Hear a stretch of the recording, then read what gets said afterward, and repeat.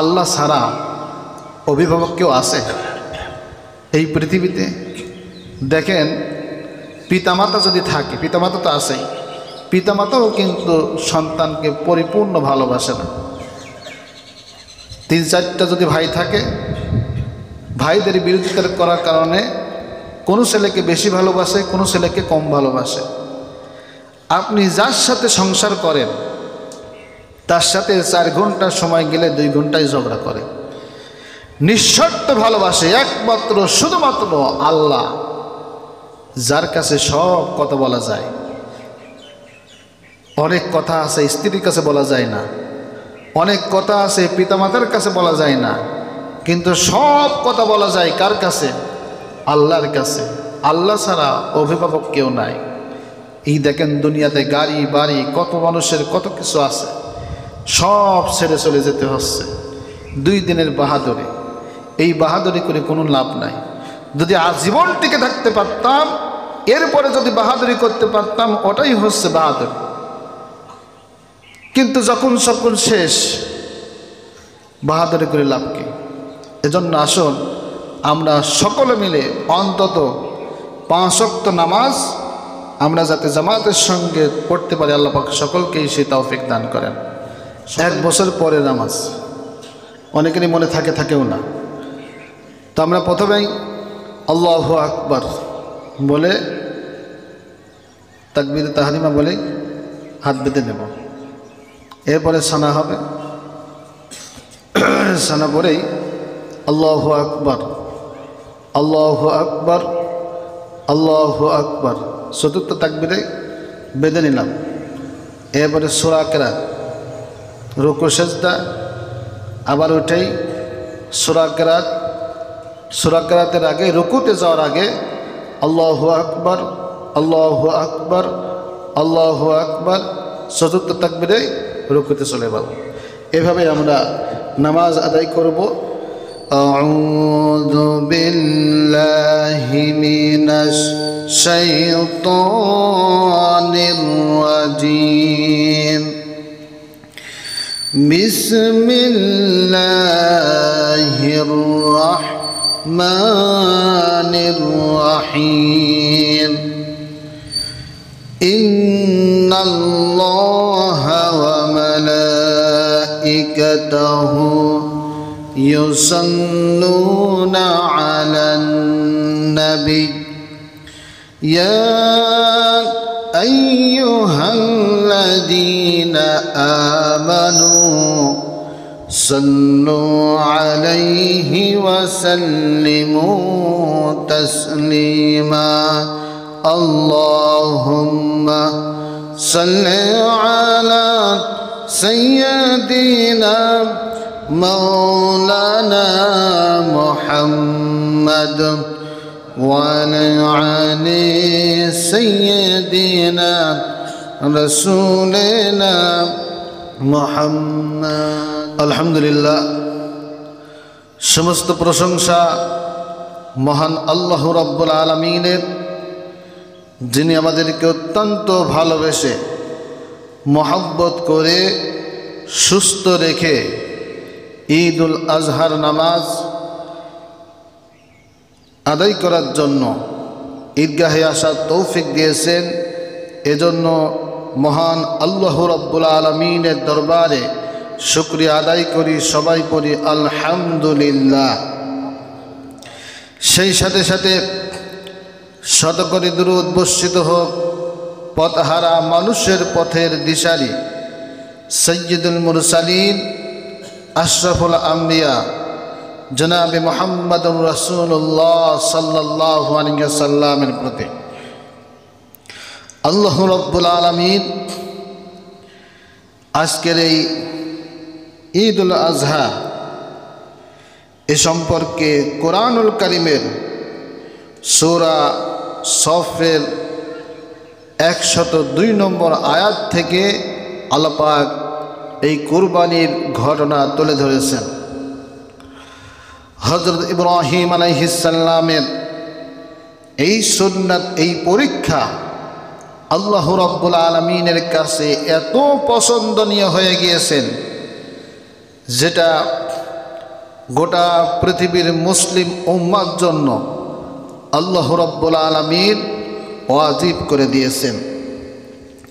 হযরত ইব্রাহিম আলাইহিস সালাম যখন দ্বীনের দাওয়াত দিতেছিলেন, মানুষেরা দ্বীনের দাওয়াতকে প্রত্যাখ্যান করতেছিল। কিছু মানুষ ইসলাম গ্রহণ করেছিল, কিন্তু নির্যাতন নিপীড়ন এমনভাবে বেড়ে চলেছিল।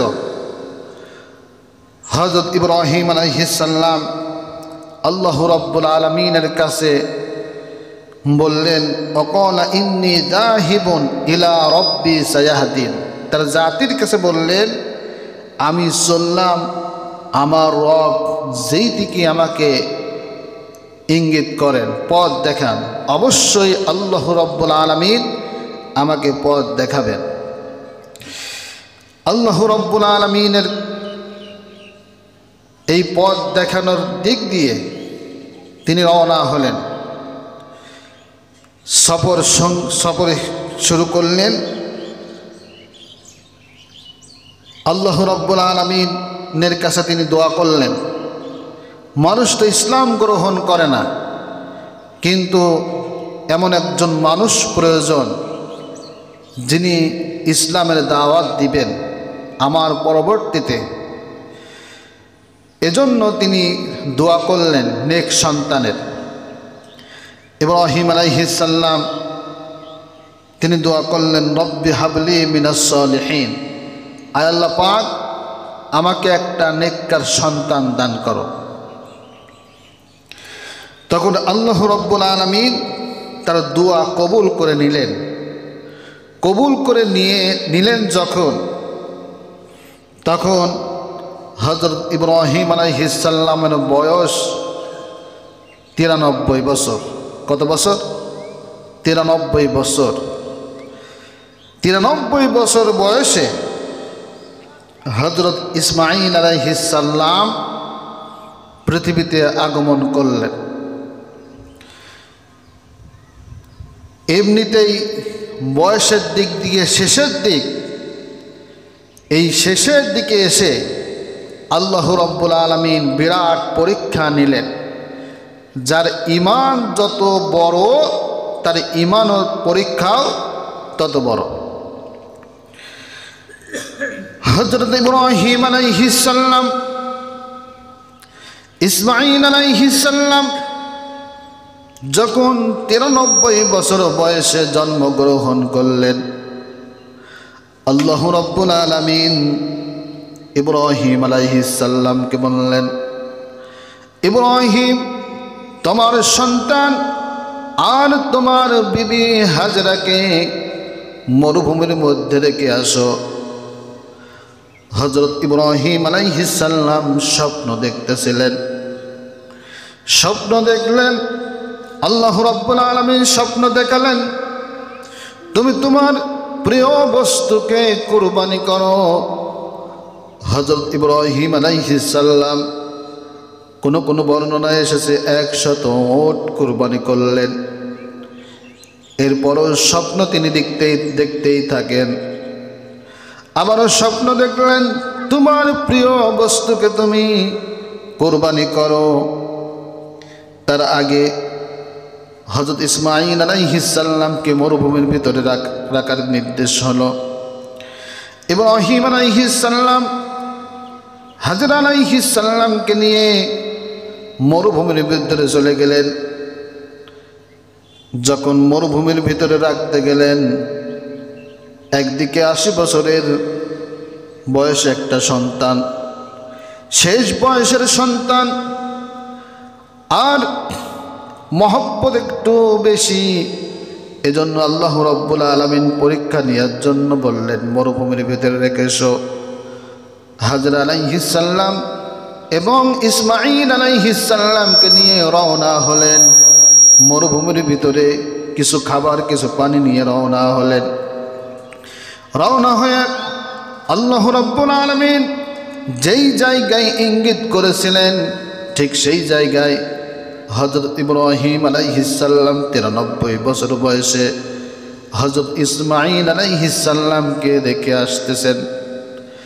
হাজরা আলাইহিস সালাম বলতেছেন, ইব্রাহিম আমি কি পাপ করলাম তোমার সাথে সংসার করতে এসে? 93 বছর বয়সে একটা মাত্র আমাদের সন্তান হলো, এই সন্তানকে নিয়ে মরুভূমির ভিতরে কেন রেখে যাচ্ছ? ইব্রাহিম আলাইহিস সালামের মুখে কোনো কথা নাই, যেহেতু বুকের মধ্যে অনেক ব্যথা, একটা মাত্র সন্তান হয়েছে, তাও মরুভূমির মধ্যে রেখে যেতে হবে। বুক ফেটে কান্না আসতেছে, চোখের পানি ঝরাচ্ছেন। আবারও হাজরা জিজ্ঞাসা করতেছেন, ইব্রাহিম আমার কচি সন্তান আর আমাকে এই মরুভূমির ভিতরে রেখে যাওয়ার কারণটা কি? তবুও কোনো কথা বলতে পারেন না। এরপরও আবার জিজ্ঞাসা করলেন, ইব্রাহিম আমার কি অপরাধ, কি এত অপরাধ করলাম? এই মরুভূমির ভিতরে যেখানে খাবার নাই, পানি নাই, আমাকে রেখে যাচ্ছেন। হযরত ইব্রাহিম আলাইহিস সালাম তাও কোনো কথা বলেন না। এবার ইসমাঈল আলাইহিস সালাম বলছেন, আল্লাহর কোনো নির্দেশ আছে কিনা? হযরত ইব্রাহিম আলাইহিস সালাম চোখের পানি ছেড়ে দিয়ে শুধুমাত্র আকাশের দিকে আঙ্গুলটা করলেন। হাজরা আলাইহিস সালামের বুঝতে বাকি থাকলো না। তিনি বুঝলেন অবশ্যই আল্লাহ রাব্বুল আলামিন ইঙ্গিত করেছেন। হাজরা আলাইহিস সালাম বললেন, ইব্রাহিম আপনি নিশ্চিন্তায় চলে যান, নির্দ্বিধায় চলে যেতে পারেন, যে আল্লাহ রাব্বুল আলামিন আমাদেরকে নির্দেশ দিয়েছেন এখানে রাখার জন্য, ওই আল্লাহ রাব্বুল আলামিন কখনো আমাকে না খাওয়ায় মারবেন না। সুবহানাল্লাহ।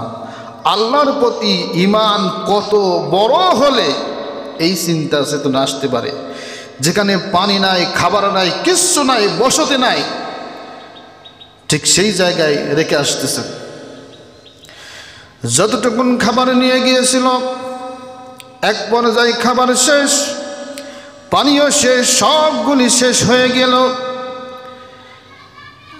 ইসমাঈল আলাইহিস সালাম যখন পানির জন্য কাতরাচ্ছেন, মারা যাবে যাবে ভাব, ঠিক সেই সময় হাজরা আলাইহিস সালাম পানির জন্য ছোটাছুটি করতে লাগলেন। একবার এই পাহাড়ে যাই, আর একবার ওই পাহাড়ে যাই, এভাবে করে যখন পানি খুঁজতেছিলেন, এক পর্যায়ে দেখেন কচি সন্তান হযরত ইসমাঈল আলাইহিস সালামের পায়ের কাছ থেকে পানির ফোয়ারা বের হচ্ছে। আল্লাহ রাব্বুল আলামিন হাজরা আলাইহিস সালামের এই দৌড়াদৌড়ি সহ্য করতে না পেরে আল্লাহ পাক জিবরাইলকে বললেন, ও জিবরাইল, হাজরা যেভাবে দৌড়াদৌড়ি করতেছে আমার আরশে আজিমে জোশ মেরে দিয়েছে, তাড়াতাড়ি করে ইসমাঈল যেই জায়গায় পাও দিয়ে লাফালাফি করে ওখানে পানির ফোয়ারা বের করে দাও। তাফসীরের মধ্যে এসেছে জিবরাইল আলাইহিস সালাম পাকা দিয়া গোতা দিলেন, যখন পানির ফোয়ারা বের হলো, হাজরা আলাইহিস সালাম পানি খোঁজাখুঁজি খুঁজতে গিয়ে দেখলেন ছেলে যেখানে আছে সেখান থেকে পানি উৎপত্তি হয়েছে। দৌড়ে চলে আসলেন, সতীর মুখ দিয়ে বাঁধ দিলেন, আর বলতে লাগলেন বাখ বাখ, অর্থাৎ হে পানি তুমি থেমে যাও। এভাবে করে পানির উৎস যখন শুরু হয়ে গেল, মরুভূমির ভিতরে দেখবেন যেখানেই পানি সেখানেই পাখির আনাগোনা, পানি যেখানে সেখানেই পাখিরা থাকে। মরুভূমির মধ্যে দিয়ে যারা চলতেছিল, এই কাফেলেরা দেখলো যে এক জায়গায় পাখি ঘোরাঘুরি করতেছে। কাফেলেরা চিন্তা করলো, এই রাস্তা দিয়ে আমরা অনেক দিন গিয়েছি, কিন্তু এখানে তো এত পাখি দেখি নাই, হঠাৎ করে পাখি দেখতেছি, হয়তো বা এখানে কোনো কিছু আছে, যদি আমরা কোনো কিছু পেয়ে যাই, পানি যদি পেয়ে যাই, তাহলে আমাদের উপকার হবে। খোঁজাখুঁজি করতে লাগলেন, দেখলেন পানির ফোয়ারা, সেখানে একজন বসে আছেন, মা হাজর আলাইহিস সালাম আর ইসমাঈল আলাইহিস সালাম বসে আছেন। অনুমতি নিলেন পানি খাওয়ার জন্য। অনুমতি নিয়ে পানি খেলেন। এরপরে বললেন, আমরা কি আশপাশে বসবাস করতে পারি? যেহেতু এখানে পানির ব্যবস্থা রয়েছে, মানুষ যেখানেই থাকুক না কেন পানির প্রয়োজন আছে কিনা? শুরু হয়ে গেল বসবাস। বসবাস যখন শুরু হয়ে গেল, এরপরের থেকেই সেখানে বাড়িঘর তৈরি শুরু হয়ে গেল, আল্লাহর রহমত শুরু হয়ে গেল। ইসমাঈল আলাইহিস সালাম আস্তে আস্তে করে যখন বড় হয়ে গেলেন, আব্বার সাথে চলাফেরা করতে পারেন, আব্বার কাজে সহযোগিতা করতে পারেন, ঠিক সেই সময় ইব্রাহিম আলাইহিস সালাম স্বপ্ন দেখলেন। স্বপ্ন দেখার পরে একসাথে উট কুরবানি করলেন। এরপরেও স্বপ্ন দেখতেই থাকেন। তারপরে চিন্তা ভাবনা করলেন, এই স্বপ্ন হয়তো আমার কলিজার টুকরা সন্তানের উপরে এসেছে। আল্লাহ রাব্বুল আলামিন বলছেন, ফালাম্মা বালাগা মাআহুস সা'য়া ক্বালা ইয়া বুনাইয়া ইন্নী আরা ফিল মানাম। আল্লাহ রাব্বুল আলামিন বলেন, ফালাম্মা বালাগা মাআহুস সা'য়া, যখন সন্তান তার পিতার সঙ্গে চলাফেরা করতে পারতেছেন, কাজের সহযোগিতা করতে পারতেছেন, তখন ইব্রাহিম আলাইহিস সালাম ইসমাঈল আলাইহিস সালামকে বললেন, ক্বালা ইয়া বুনাইয়া ইন্নী আরা ফিল মানামি আন্নী আযবাহুকা ফানজুর মাযা তারা। ইব্রাহিম আলাইহিস সালাম বলছেন, ক্বালা ইয়া বুনাইয়া, হে আমার পুত্র, ইন্নী আরা ফিল মানাম, আমি স্বপ্ন দেখতেছি, আন্নী আযবাহুকা, আমি স্বপ্ন দেখতেছি তোমাকে আমি জবাহ করব। কচি সন্তান দেখেন কত ধৈর্যশীল। মরুভূমির ভিতরে ছোট্ট অবস্থায় রেখে গেলেন। এরপরে মাঝে মধ্যে আসেন, খাবারও দেন না ঠিক মতন, কিন্তু হঠাৎ করে এসে বললেন, আমি স্বপ্ন দেখতেছি আমি তোমাকে জবাহ করব। আমাদের পিতামাতারা যদি এরকম মাঠে রেখে আসে আর হঠাৎ করে যদি এসে বলে যে আমি তোমাকে জবাহ করব, তাহলে আমরা কি করতাম? আমাদের চিন্তা চেতনা তো এমন যে আমরা উল্টো বাপকে জবাহ করতাম। পয়গম্বরের ছেলে, ইমানের পরীক্ষা, একদিকে 93 বছর বয়সে সন্তান, মহব্বত কতটা হতে পারে দেখেন। যার ছোট্ট ছোট্ট সন্তান আছে, রাতের বেলায় যখন গলা ধরে শোয় অথবা গলাটা যখন খুব আদর করে ধরে, ওই ছেলেকে আপনি সরিয়ে দিতে পারবেন? পারবেন না। আরও কিভাবে জড়ায় ধরলে ওর আদরটা বাড়ে সেই চিন্তা চেতনা করে। কিন্তু ইব্রাহিম আলাইহিস সালাম এসে বললেন যে আমি স্বপ্নে দেখতেছি আমি তোমাকে জবাহ করব। ইসমাঈল আলাইহিস সালাম ছোট্ট অবস্থা, তিনি বললেন, নবীরা যে স্বপ্ন দেখে সেটা স্বপ্ন না, সেটাই হচ্ছে ওহী, সেটাই হচ্ছে বাস্তবতা। ইসমাঈল আলাইহিস সালাম বললেন, ইয়া বুনাইয়া ইন্নী আরা ফিল মানামি আন্নী আযবাহুকা ফানজুর মাযা তারা। ইব্রাহিম আলাইহিস সালাম বলছেন, তোমার রায় কি, তোমার সিদ্ধান্ত কি, তুমি জানাও। ইসমাঈল আলাইহিস সালাম বললেন, ক্বালা ইয়া আবাতি ফাআল মা তু'মার। পিতাকে বললেন, আব্বা জান, আপনি যে স্বপ্ন দেখেছেন এই স্বপ্ন আপনি বাস্তবায়ন করুন। ছেলে এবং সন্তানের মধ্যে ইমানের পরীক্ষা। বলছেন সাতাজিদুনি ইনশাআল্লাহু মিনাস সাবিরিন। আপনি আপনার কাজকে সম্পাদন করুন, অবশ্যই আপনি আমাকে ধৈর্যশীলদের মধ্যে পাবেন। সন্তান বলতেছেন, যখন দুজনেই রাজি হয়ে গেল, দুজনেই যখন রাজি হয়ে গেল, ইব্রাহিম আলাইহিস সালাম ইসমাঈল আলাইহিস সালামকে সাথে করে নিয়ে যাচ্ছেন। কোন কোন তাফসিরে এসেছে, কেউ বলছেন খড়ি কুড়াতে যাচ্ছেন। ইসমাঈল আলাইহিস সালামকে এই কথা বলে বাড়ির থেকে বের করেছেন। এক এক তাফসিরে এক এক রকম এসেছে। যখন রওনা হচ্ছেন কুরবানির জন্য, পরীক্ষার জন্য, শয়তান মানুষ বেশে এসে বলছে, হাজেরাকে বলছে, হাজেরা তুমি কি জানো তোমার সন্তানকে কোথায় নিয়ে যাচ্ছে? হাজেরা বলছেন, না আমি তো জানি না। শয়তান বলছে, ইব্রাহিম আলাইহিস সালামের আল্লাহ নাকি স্বপ্ন দেখাইছেন ইসমাঈলকে জবাহ করতে হবে। দেখছেন, শয়তান মানুষের বেশ ধরে হাজেরাকে এসে বলছে আল্লাহ নাকি স্বপ্ন দেখাইছেন। না, আল্লাহর কথা বলছেন, বলছে শয়তান স্বপ্ন দেখাইছে ইব্রাহিমকে জবাহ করতে হবে।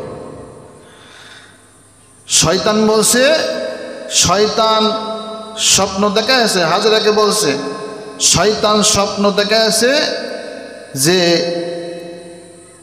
ইসমাঈলকে জবাহ করতে হবে। আল্লাহ কি সত্য না মিথ্যা? আল্লাহ সত্য, সত্য না? আল্লাহ স্বপ্ন দেখাইছেন যে তোমার প্রিয় বস্তুকে জবাহ করতে হবে, আর শয়তান বলছে শয়তান স্বপ্ন দেখাইছে তোমার ছেলেকে জবাহ করার কথা বলছে। যেই জিনিসটা সত্য, যেই ব্যক্তি সত্য, সেই ব্যক্তির বিরুদ্ধে যদি কোনো কথা বলে তাহলে বুঝতে হবে যে বলতেছে সেই শয়তান। কথাটা এমন না, কোনো ভালো মানুষের বিরুদ্ধে যদি কোনো কথা বলে, কেউ খারাপ কথা বলে, বুঝতে হবে ওই মানুষটাই খারাপ। শয়তান হাজেরাকে গিয়ে বলছে যে শয়তান নাকি স্বপ্ন দেখাইছে ইসমাঈলকে জবাহ করতে হবে। হাজেরা আলাইহিস সালামের বুঝতে বাকি রইল না যে এটি হচ্ছে শয়তান। মানুষ সেজে সে বলছে, হাজেরা আলাইহিস সালাম সেখানে পাথর মেরে দূর করে দিলেন। এরপরে ইসমাঈল আলাইহিস সালামের কাছে গেলেন। ইসমাঈল আলাইহিস সালামের কাছে যখন গেলেন, আব্বা আগে আগে, ইসমাঈল পিছনে পিছনে। শয়তান বলছে, তুমি কি জানো তোমার আব্বা তোমাকে জবাহ করবে? ইসমাঈল আলাইহিস সালাম বলছেন, কেন জবাহ করবে? বলছে শয়তান নাকি স্বপ্ন দেখাইছে তোমার আব্বা তোমাকে জবাহ করতে হবে। ইসমাঈল আলাইহিস সালামও বুঝতে পারলেন তুমি হচ্ছে শয়তান। এরপরে যখন ইসমাঈল আলাইহিস সালামের কাছেও চান্স পেল না, ইব্রাহিম আলাইহিস সালামের কাছে যাওয়ার জন্য চেষ্টা করতেছেন, কিন্তু পয়গম্বরের কাছে শয়তানের যাওয়ার কোনো ক্ষমতা নাই। যখনই শয়তানকে দেখলেন, ইব্রাহিম আলাইহিস সালাম পাথর মারলেন। দুই পাহাড়ের কাছে গিয়ে দুই জায়গায় যখন পাথর মারলেন, এরপরে যখন শয়তান দূর হয়ে গেল, আল্লাহ রাব্বুল আলামিন যখন ইঙ্গিত করলেন, এবার ইসমাঈল আলাইহিস সালাম, ইব্রাহিম আলাইহিস সালাম কুরবানির স্থানে চলে গিয়েছেন। ইব্রাহিম আলাইহিস সালাম বলছেন, ফালাম্মা আসলামা ওয়া তাল্লাহু লিল জাবিন। ইব্রাহিম আলাইহিস সালাম উপর করে শোয়াই দিলেন। তার আগে ইসমাঈল আলাইহিস সালাম আব্বাকে বলছেন, আব্বা যান, আমার তো কোনো আমার মায়ের তার কোনো সন্তান নাই, আমার কোনো ভাই নাই, আমার মার শুধুমাত্র একমাত্র কলিজার টুকরা আমি সন্তান। ইসহাক আলাইহিস সালাম তার ভাই কিন্তু অনেক দিন পরে এসেছেন। ইসমাঈল আলাইহিস সালাম বলছেন, আব্বা জান, আমাকে যদি জবাহ করতেই হয় তাহলে হাত পা বেঁধে জবাহ করবেন, যাতে করে আমার হাত পাও আপনার গায়ে না লেগে বেয়াদবি না হয়ে যায়। আর আমি আমার মার একমাত্র সন্তান, আমি যদি জবাহ হয়ে যাই আমার মা ব্যথা সহ্য করতে পারবে না। জামাটা খুলে দিলেন, বলছেন, এই রক্ত মাখা জামাটা আমার মায়ের কাছে দিবেন। মা যখন আমার কথা বলে করবে, এই জামাটা অন্তত কাছে নিয়ে যেন কিছুটা সান্ত্বনা নিতে পারে, এই পরামর্শ দিচ্ছেন। আর বলতেছেন, আমার হাত পাও বেঁধে নেন। বাঁধতে বললেন। বাঁধতে বলার সঙ্গে সঙ্গে যখন বাঁধা শুরু হয়ে গেল, আমার ইসমাঈল আলাইহিস সালাম বলছেন, আব্বা জান, আমার হাত পাও বাঁধা লাগবে না। ছেলের চোখেও পানি, আব্বার চোখেও পানি। ইব্রাহিম আলাইহিস সালাম বলছেন, একবার বাঁধতে বললে আর একবার বাঁধন খুলে দেওয়ার কথা বলছো কেন, কিসের কারণে? ইসমাঈল আলাইহিস সালাম বলছেন, আব্বা জান, আপনি যদি আমাকে বেঁধে কুরবানি করেন আর আল্লাহ রাব্বুল আলামিন কিয়ামতের দিন যদি বলেন, ও ইসমাঈল, আমার রাস্তায় কুরবানি হওয়ার জন্য তোমাকে আদেশ করেছিলাম, তুমি রাজি ছিলে না, এজন্য তোমার পিতা তোমার হাত পাও বেঁধে জবাহ করেছে। এই প্রশ্ন যদি আল্লাহ পাক করেন তাহলে আমার জবাব দেওয়ার কোনো উত্তর থাকবে না। দয়া করে আমি এমনি শাহিত হয়ে যাচ্ছি, শুয়ে পড়তেছি, আপনি জবাহ করেন। সন্তান শুয়ে পড়ল। ইব্রাহিম আলাইহিস সালাম ছুরি চালানো শুরু করে দিলেন, কিন্তু ছুরিও কাটে না, জবাহ হয় না। ইসমাঈল আলাইহিস সালামের গলায় যখন ছুরি চলতেছে, আল্লাহ রাব্বুল আলামিন জিবরাইলকে বললেন, ও জিবরাইল, ইব্রাহিম আর ইসমাঈল যে ইমানের পরীক্ষা দিচ্ছে ওই দিকে তাকাও, আমার আরশ আজিম কেঁপে উঠেছে, আমি আর সহ্য করতে পারি না, জান্নাতের মধ্য থেকে একটা ডুম্বা নিয়ে যাও। হযরত ইসমাঈল আলাইহিস সালামকে সরায় দিয়ে সেই জায়গায় এই ডুম্বাটা ধরো। জিবরাইল আলাইহিস সালাম ডুম্বা নিয়ে আসলেন। তার আগেই ইব্রাহিম আলাইহিস সালাম চাকুকে আছাড় মেরে ফেলে দিলেন। চাকুকে বলছেন, ও চাকু, তুই কাটিস না কেন, আমি তো খুব জোর দিয়ে পোষ মারতেছি। চাকু বলতেছে, তুমি তোমার আল্লাহর হুকুম পালন করতেছ, আমি আমার আল্লাহর হুকুম পালন করতেছি। এই কথার জবাব যখন আসলো, এরপরেই জান্নাত থেকে দুম্বা চলে আসলো। আল্লাহ রাব্বুল আলামিন বলছেন, কদ সাদ্দাকাতার রুয়া ইন্না কাযালিকা নাজজিল মুহসিনিন। আল্লাহ রাব্বুল আলামিন বলেন, ও ইব্রাহিম, তুমি তোমার পরীক্ষাকে সত্যতে রূপ দিয়েছো, ইসমাঈলকে জবাহ করা লাগবে না। জান্নাত থেকে যে দুম্বা পাঠিয়ে দিয়েছি, এই দুম্বাটা জবাহ করে দাও। হযরত ইব্রাহিম আলাইহিস সালাম দুম্বা জবাহ করে দিলেন। ইসমাঈল আলাইহিস সালাম বেঁচে গেলেন। ইমানের পরীক্ষা কেমনভাবে দিতে হয়, তার মানে আল্লাহ রাব্বুল আলামিন এখানে পরীক্ষা নিলেন। ইব্রাহিম ইসমাঈল আলাইহিস সালামের এই পরীক্ষা এই জন্য নিলেন, গোটা পৃথিবীর মুসলমানদেরকে জানিয়ে দিলেন, ও মুসলমানেরা, আল্লাহ রাব্বুল আলামিন যে অর্ডার করেছেন সেই অর্ডার পালন করার জন্য, ইসলামের জন্য যদি জীবন দিতে হয় জীবন দিবে, যদি রক্ত দিতে হয় রক্ত দিবে, যদি টাকা দিতে হয় টাকা দিবে, বাড়ি ঘর যদি ছাড়তে হয় বাড়ি ঘর ছাড়বে, তবু এক মুহূর্তের জন্য ইসলাম থেকে দূরে সরে যাওয়া যাবে না। এই শিক্ষায় আল্লাহ রাব্বুল আলামিন হযরত ইসমাঈল আলাইহিস সালামের মাধ্যমে গোটা পৃথিবীর মুসলমানদেরকে শিক্ষা দিয়ে দিলেন। ইসলামের জন্য যদি জীবন দিতে হয় ইসমাঈল আলাইহিস সালামের মতো জীবন দিতে হবে। এরপরেও এক মিনিটের জন্য ইসলাম থেকে দূরে সরে যাওয়া যাবে না। এটা হচ্ছে ইসলাম। সামি'না ওয়া আতা'না, শুনলাম আর মেনে নিলাম। মাঝে মধ্যে নামাজ পড়লাম আর মাঝে মধ্যে নামাজ পড়লাম না, ওটাকে ইমানদার বলে না। ইমানদারের কাজ হচ্ছে ইমান আনলো, আনার পরেই সঙ্গে সঙ্গে প্রথমেই কাজ হচ্ছে ইমান আনা। ইমান মানে কি? ইমান হচ্ছে বিশ্বাস করা, আল্লাহকে বিশ্বাস করা। আল্লাহ আছেন এটাকে মনে প্রাণে বিশ্বাস করতে হবে। রসুল এই পৃথিবীতে এসেছিলেন, আমানতু বিল্লাহি ওয়া মালাইকাতিহি, ফেরেশতা আছে এটা বিশ্বাস করতে হবে।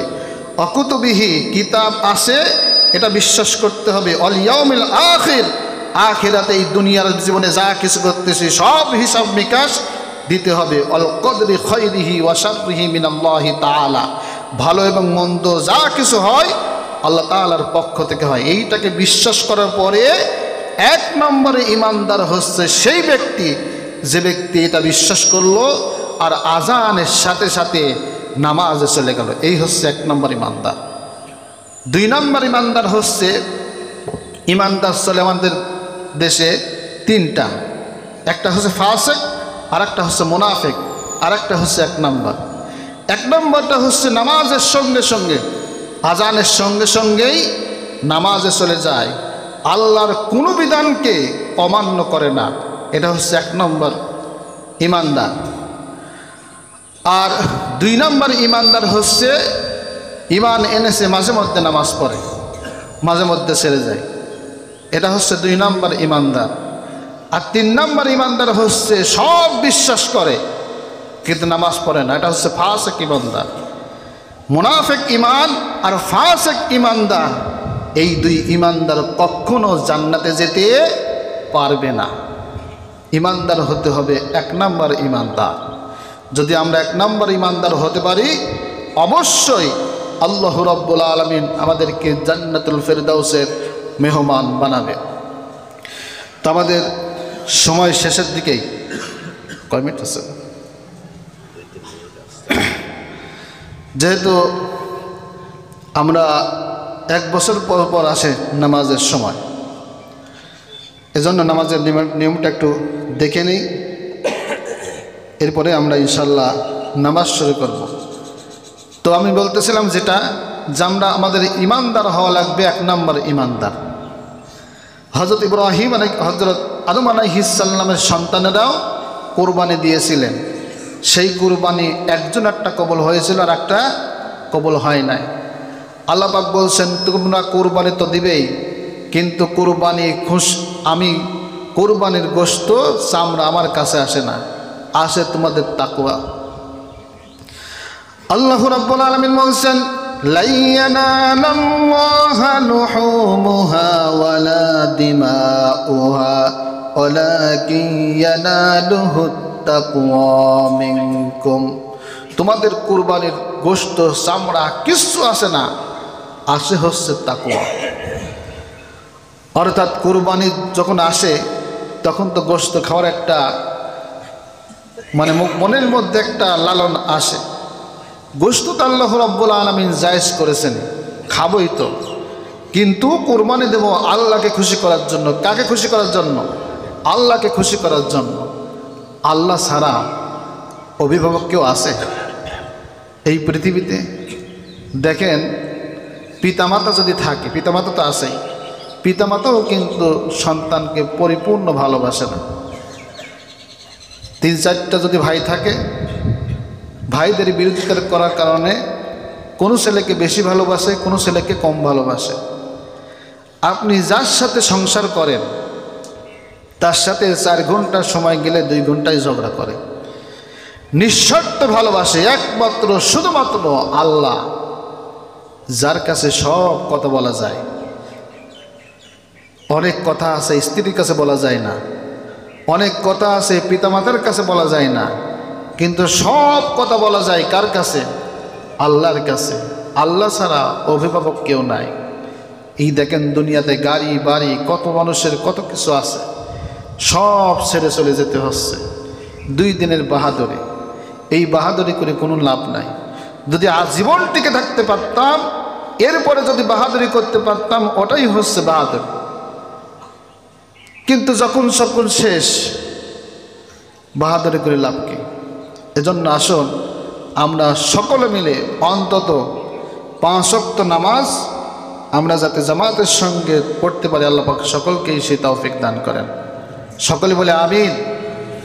1 বছর পরে নামাজ অনেকেরই মনে থাকেও না। তো আমরা প্রথমেই আল্লাহু আকবার বলে তাকবীর তাহরিমা বলে হাত বেঁধে নেব। এরপরে সানা হবে, সানা পরেই আল্লাহু আকবার আল্লাহু আকবার আল্লাহু আকবার, চতুর্থ তাকবীরে বেঁধে নিলাম। এরপরে সূরা কেরাত, রুকু সেজদা, আবার ওইটাই সূরা কেরাত। সূরা কেরাতের আগে রুকুতে যাওয়ার আগে আল্লাহু আকবার আল্লাহু আকবার আল্লাহু আকবার, চতুর্থ তাকবীরে রুকুতে চলে যাব। এভাবে আমরা নামাজ আদায় করব।